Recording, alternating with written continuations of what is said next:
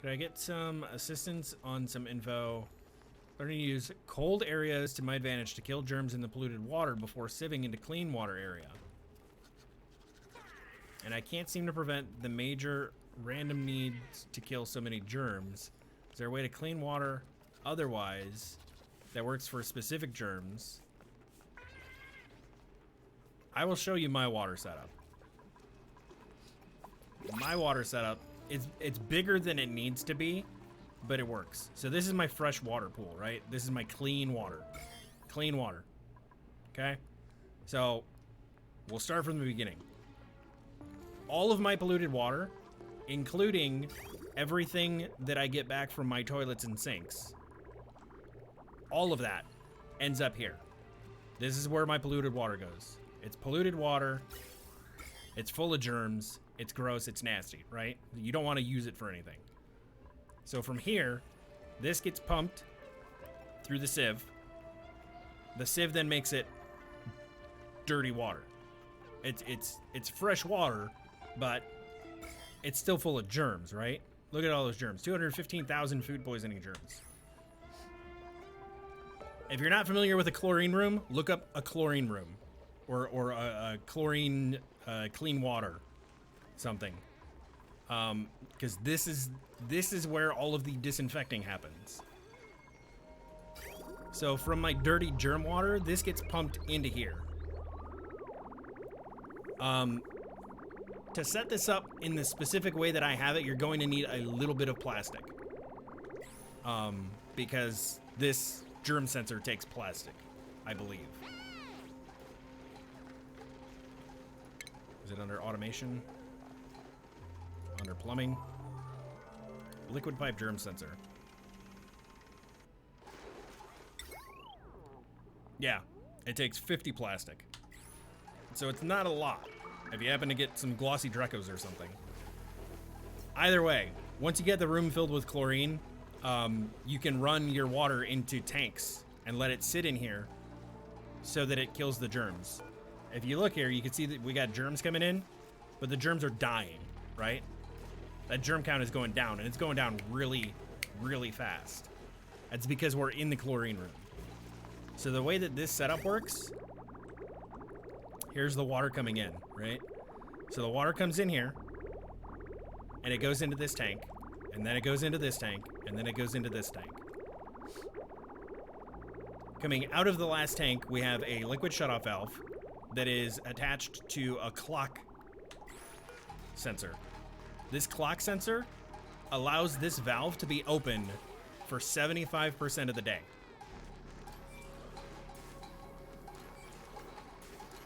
The other 25% of that day, the liquid shutoff is closed. So while it is open, it is allowed to go out. Now when it comes out, it's going to hit another liquid shutoff valve. In between there is a germ sensor. If this liquid shutoff valve is closed,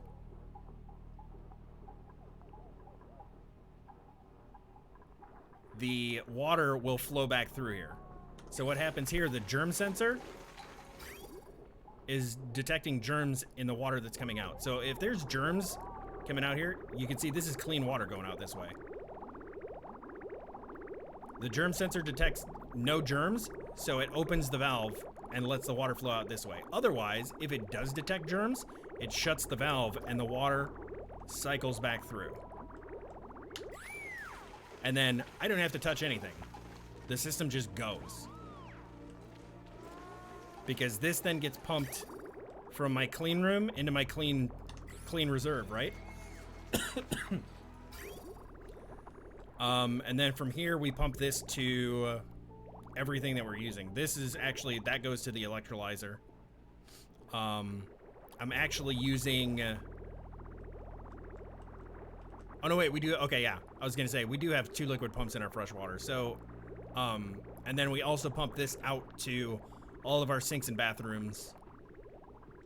And then all of that polluted water from the sinks and the bathrooms comes back through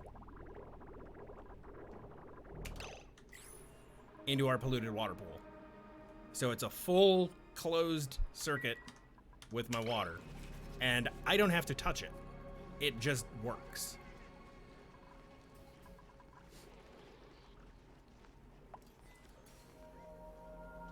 So I've got all of this fresh water plus another 5, 10, 15 tons of fresh water.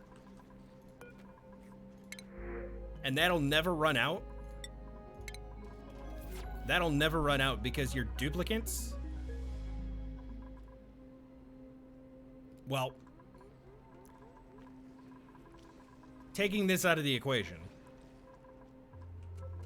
if I was just using this water for my toilets and sinks and stuff, and the water pump, the pitcher pump, it'll never run out. Your duplicants actually produce more water than they use up in these systems here.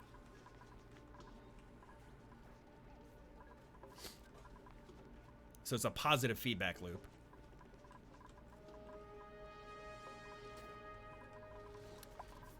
So that's my water system. If you're not familiar with the chlorine room, I would definitely look into that because you can clean a ton of things with that. What do you do if it overflows? If what overflows? It can't overflow. This can only let out once there's enough, because this vent is underwater, it doesn't really let anything out. Unless there's pressure. So like I'm pulling water from this to go to my electrolyzer to create hydrogen and oxygen for the base. So you'll see, yeah, you see how it gets kind of backed up? It's not just coming straight out of the vent. It's because there's too much pressure in here. The vent's underwater, so it can't.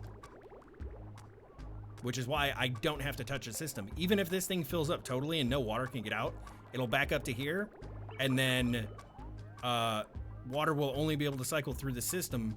But if it doesn't have germs, then it's trying to get out. It backs up the rest of the stuff, and if there's germs in here, it's gonna die because it's sitting in the tanks.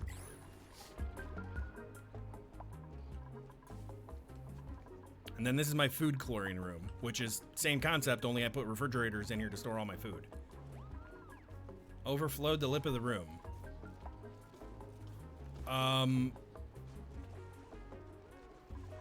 This can't, because it's never gonna fill up this high, because my vent is underwater.